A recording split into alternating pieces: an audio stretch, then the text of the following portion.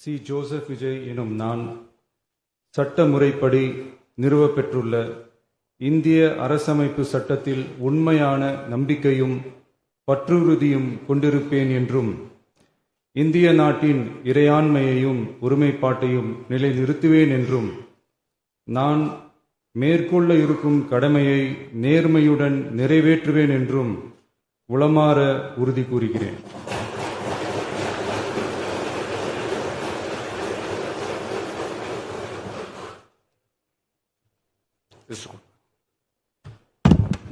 Isso.